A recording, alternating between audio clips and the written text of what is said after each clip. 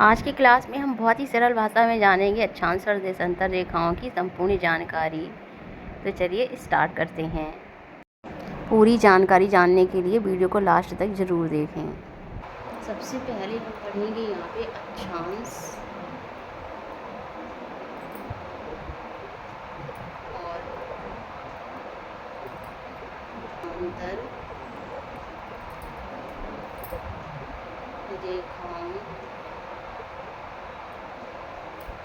का अध्ययन।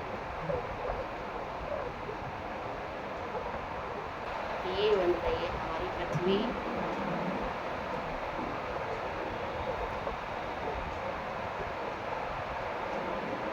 ये हो गई हमारी पृथ्वी।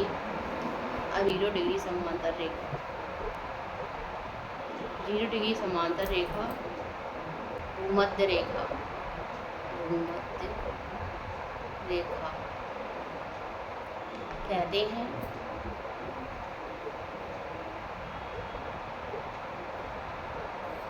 यहाँ पर होगा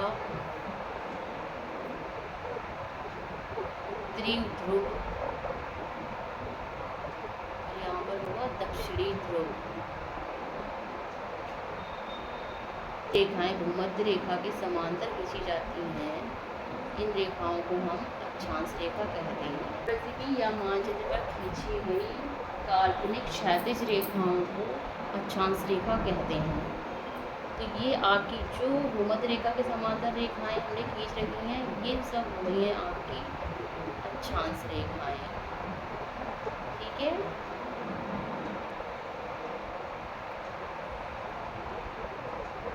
साढ़े 23 डिग्री उत्तर की ओर जो अक्षांश रेखा है, इसको हम कहेंगे कर्क रेखा। कर्क रेखा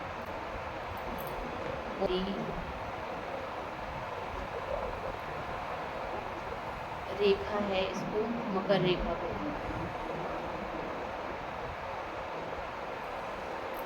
तो जो पृथ्वी को 2 भागों में बांटती है, 0 डिग्री रेखा है जो पृथ्वी को 2 भागों में डिवाइड करती है, उसको हम कहते हैं भूमध्य रेखा। भूमध्य रेखा के उत्तर में 23.5 डिग्री जो रेखा है, उसको हम कहते हैं कर्क रेखा। और भूमध्य रेखा के दक्षिण की ओर जो 23.5 डिग्री रेखा है, उसको कहते हैं मकर रेखा। भूमध्य रेखा से ध्रुवों की ओर, चाहे उत्तरी ध्रुव हो या दक्षिणी ध्रुव, भूमध्य रेखा से ध्रुवों की ओर 2 अक्षांश रेखाओं की दूरी कम होती जाती है। यही अक्षांश रेखाओं की बात। अब देशांतर रेखा के बारे में देख लीजिए। तो उत्तरी ध्रुव से दक्षिणी ध्रुव की ओर जो रेखाएं खींची जाती हैं, इनको हम देशांतर रेखाएं कहते हैं। उत्तरी ध्रुव से दक्षिणी ध्रुव की ओर खींची गई रेखाएं देशांतर रेखाएं कहलाती हैं।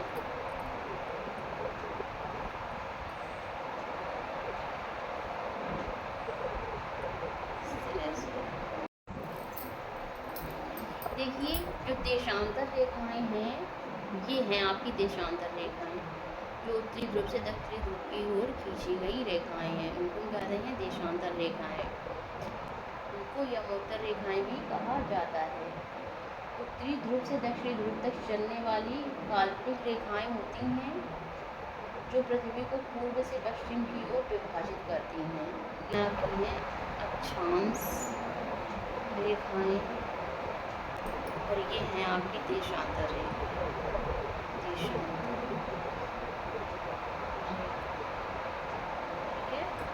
ठीक है। देशांतर रेखाएं उत्तरी ध्रुव से दक्षिणी ध्रुव की ओर जो मध्यस्थ रेखाएं खींची जाती हैं, उसको हम कहते हैं देशांतर रेखाएं। पृथ्वी या मानचित्र पर खींची गई काल्पनिक क्षैतिज रेखाओं को अक्षांशीय रेखाएं कहते हैं। दो देशांतर रेखाओं के बीच की दूरी कितनी होती है? जैसे मान लीजिए एक ये देशांतर रेखा है और एक ये देशांतर रेखा है, तो इनके बीच की दूरी कितनी होगी? तो इनके बीच की दूरी होती है 111 11.32 किलोमीटर। और याद रखिए, जैसे जैसे ये देशांतर रेखाएं ध्रुवों की ओर बढ़ती जाती हैं, वैसे वैसे इनकी दूरी में कमी आती जाती है और वो पर पहुँचते पहुँचते ये दूरी शून्य हो जाती है। कौन सी दूरी? ये वाली दूरी शून्य हो जाती है। और अक्षांश रेखाओं के मध्य की दूरी कितनी थी? 111 किलोमीटर, जबकि देशांतर रेखाओं के मध्य की दूरी कितनी है?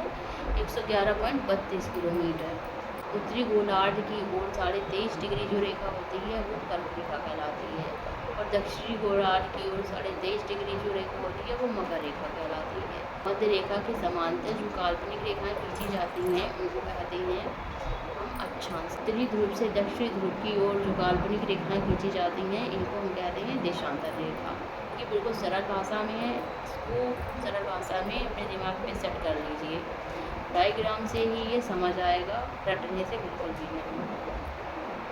इसके बाद देख लीजिए कि जो दो अक्षांश रेखाएं होती हैं उनके मध्य की दूरी कितनी होती है, कितने किलोमीटर की दूरी मध्य होती है अक्षांश रेखाओं के मध्य में। तो 111 किलोमीटर होती है।